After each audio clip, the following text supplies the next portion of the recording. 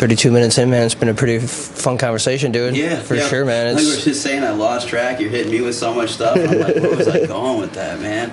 Yeah, and it's I don't even know where I was going with it, to be honest.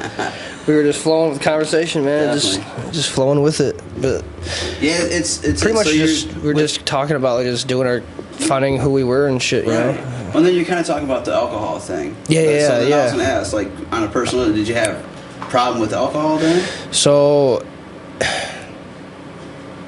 yeah.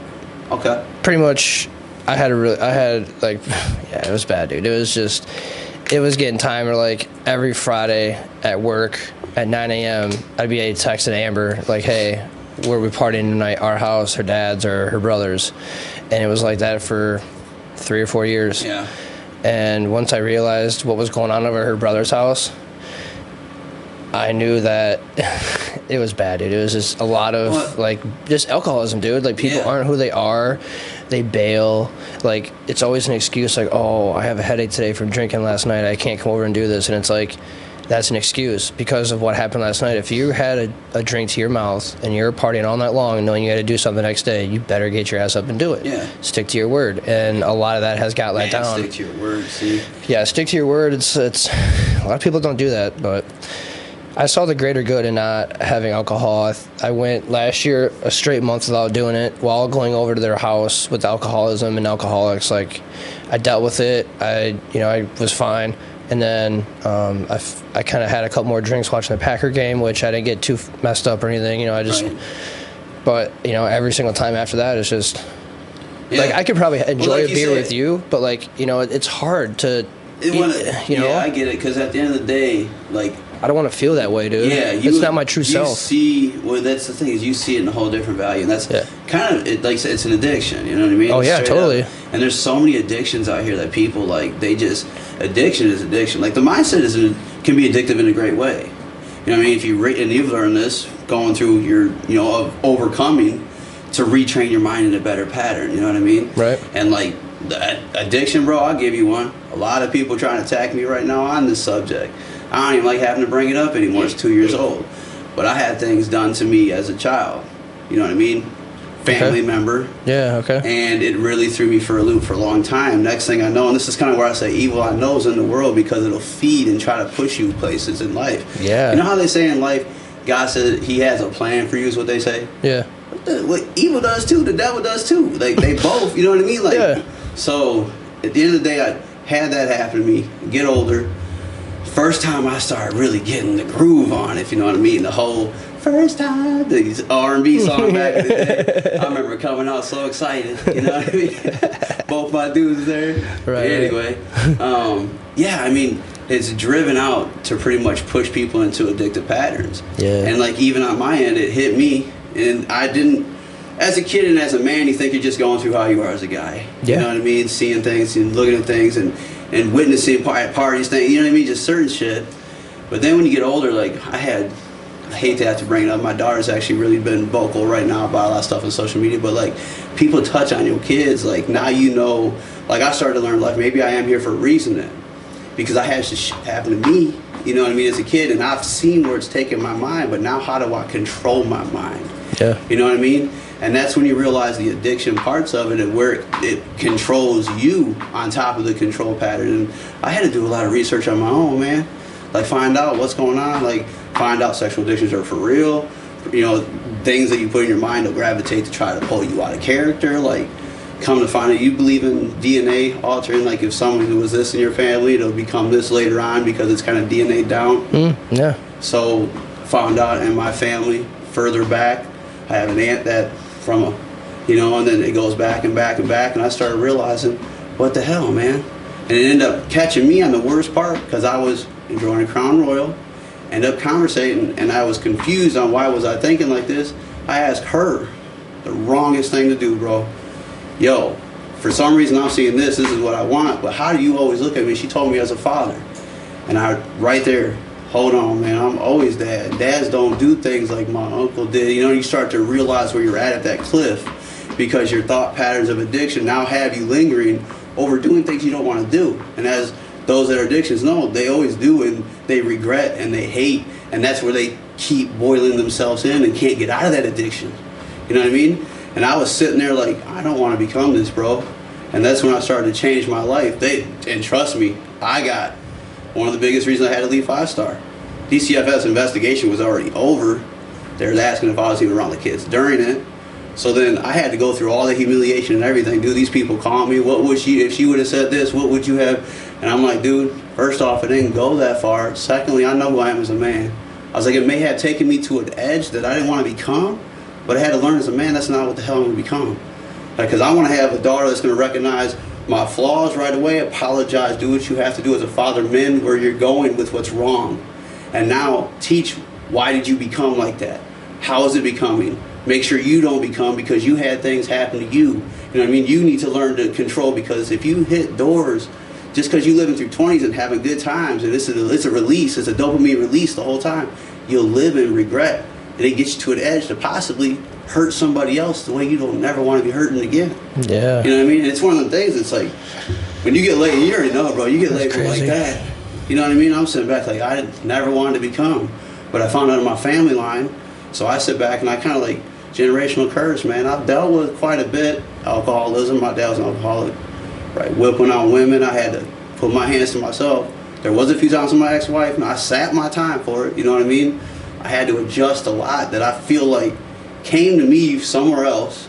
But you still raise yourself, but as a child, what are the things you're seeing? Things that are happening to you that you don't know how to talk about, you know what I mean? Like, and then the world, what is it raising you to become? And that's how you're saying, like, good and evil. Yep. Where can you be?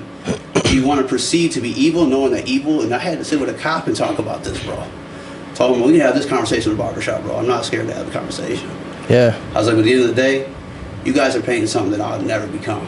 I was like, and I had to explain to him a few things in my family, the things that have happened to everybody. And I'm like, the conversations, they'll never be normal to anybody else. Yeah. I said, because this is the shit we have to deal with.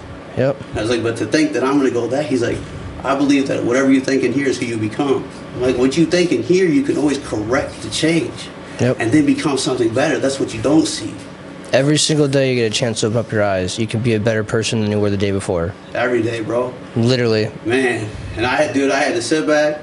That's crazy. I didn't know about that, man. Man, I'm surprised. I've had a lot of people come to me because there's other people talking about it. And I'm like, you know what, though? Like my dad said, the only ones that matter to you is who? The family that surrounds me. The family that's going to grow after me. Who cares what everybody else thinks? Right. He said, if you're a bigger man, you know how to speak about it, be who you are. He said, the only thing they can show you is honor and respect at the end of the day, even if they make you look like the clown.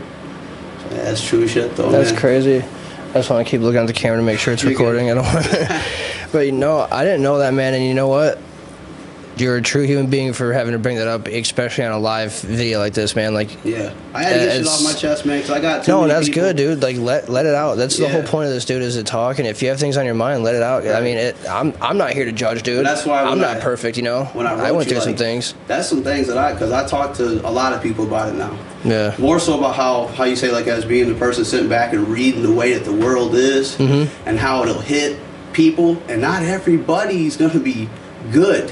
You know what I mean? Mm-hmm. Most people, unfortunately, fall into the way the world's trying to push them, which is bad. Yep. They'll give a person doing something like that a lighter sentence than a person, you know what I mean? Like, we see the sentences they give them. Mm-hmm. So it's like, at the end of the day, you always have a right to choose. But, yep. You know, it's one of them headaches, and that's the thing that I've learned with looking over him. I have a lot of people to teach in my family then. So as long as I'm alive and I see things, and that's what sucks with devices, you read the world. Yeah. And then, dude, kids is getting into that stuff. And I remember now, that maybe if I never would have seen that at that age, maybe if I would have never had that happen at that age, maybe that conversation wouldn't have hit me at that age, I would have never altered to think like this at this age, to screw my life up at that age and have patching it. You know what I mean? Living life pretty much, but you could have lived it. And man, I get back. That's why. So there's a lot of things I got to sit back and I listen to 105.9 The Hog and the local station at the road, and they get to going on stuff, and I'll be like, man, they don't realize sometimes talking about that though can be destructive to somebody else. You know what I mean? At the end of the day. You know what's crazy is that I think you'd be good having your own show. I think you'd be good having something like this, to set up one mic, get a computer, get something like this. Yeah. And you don't even have to have a camera. I think you'd be good, and put so much out there for people that have gone what you've gone through to help them, dude. Like, I personally think that'd be something really good for you, man. Well, that's why we just talking visionaries, bro. Yeah. It's been on my head. It's been on my mind. There's been a few people that speak to me about it. And like you just said, I just spoke live. Yeah. And I've been wanting to break ice on it because, like, there's a lot of things that I think as human beings we could become so much more if we paid attention to the things we're allowing ourselves to read, see, and pretty much digest. Mm-hmm. And then they forget, like, enjoy your time now, but when you have a child, you'll know at the time frame of the mindset of how you literally, like how we were just teasing about shaping the head, how you'll have to shape that mind to be honorable, to be moral, to be understanding, to be everything you see as good back into that. You know, like, simplified, they used to write diaries for a reason, man. It wasn't just one Bible. Every family had a Bible to testify of their hardships, to tell the next one down the kin, this is how you get through it. This is what it did to my life. Overcome it. You know what I mean? Definitely, yep. And so, I mean, so I guess coming with that, that's kind of why I've been in a hideout. I had to sit back, I had to digest a lot of my own mindset, man. Like, yeah, it's messed up. And I got my daughter, actually, she's trying to get into barbering. She wants to do it, and so, I mean, I'm happy for her. And it's like, it's a relationship I'm glad I'm able to honor and hold on to and know that down the road, man, it's going to be a beautiful life instead of knowing where it could have gone. You know what I mean? Yeah. And, yeah, man, traditionals is kicking off again. Through the last time, 2013, I took it pretty far. It did go pretty far, man. So, and if anybody into barbering, you know, definitely let them know. Come talk to me. I'm still looking at opportunities to get people behind the chair. Like I said, I'm looking at some apprenticeship opportunities for the youth. Honestly, that's what I'm saying. My daughter's starting. I'm going to prove that I can do it. And I heard a school in Madison to put barbering and stuff in their school, so it'd be kind of cool to possibly maybe approach some local schools with some ideas. Oh, hell yeah. And see where people can take stuff, man. And yeah. So, yeah. The possibilities are endless on what we do, man. Man, for real. You know? But, yeah, we'll have to see if I do a podcast. I'm nerve-wracked on that. I think I'm going to let you roll. Maybe I'll just jump in on here and we'll try to... Yeah, and by the way, we can do more than one episode. You can, if you ever want to, like, if you ever find a topic you want to talk about... Yeah. Just set up a time and day, man. You can come over here and talk about it, dude. You want to provide a bunch of information for a show for people? Yeah. I'll sit here and listen, dude. I think that'd be cool instead of just having one open talk where we can just bounce back and forth off like 10 different things. If you have something you want to bring to the table, dude, you're more than welcome to do that. I think open the book a lot on just how the mindset of addiction could go would be a pretty dope one too. And I know that might be one to catch another mic or two in here and talk to some people. But hey, man. I'm, you know, I got one hungry on me right now. They say I can't be allowed around my kids. It's one of the things I'm hearing. Right. And I'm like, bro, I got my kids with me all the time. But yeah, you already know I got one hungry. So yeah, I definitely had a good time with this conveation, man. And, yeah, you too, man. It was awesome having you. I'm glad we got to sit and talk for a while, dude. It's been quite a while, dude. Man, for sure. Real. For sure. Man, it's where time goes. That's the only thing that chips me out. I say this to everybody at the end of the episode. What's one thing that you want to tell the people watching? Just one thing. It could be positive. It could be moving.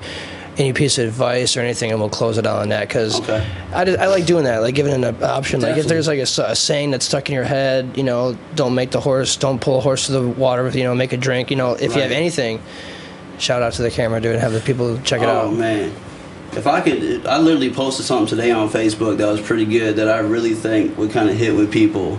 And but the main thing I want to say is just take care of your mind. Mind is always over body, and like you have to control your mind to be able to see where you're getting your visions are to get you where you want to go, and the abilities that you can do, and the things that you can change to make yourself always better. Because greatness is what we always want.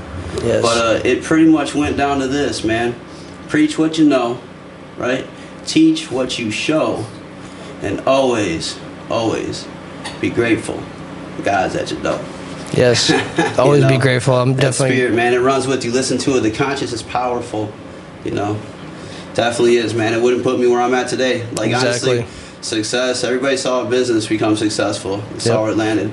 But a lot of people on the backside didn't know, man. I was fighting my own demons, and I'm grateful to say I'm overcoming a lot of stuff, man. That's good, man. It's a good time in healing. All hit the grave, and just like we, man. You know, actually, there's one thing before I want to close out. I want you to look up something when you have time. Yeah. There's a guy named Lucas Mack, Lukismac. He lives in Australia, and he has come up with this thing called awoken breathing treatment. And what it is you sit down. Yeah, you have to be sitting down comfortably, like on the ground. Close your eyes, and this is what you do.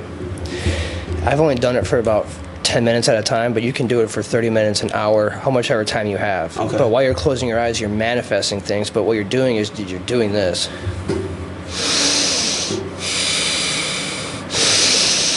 Because you're allowing a lot of air into your lungs and your body, it actually gets you lightheaded.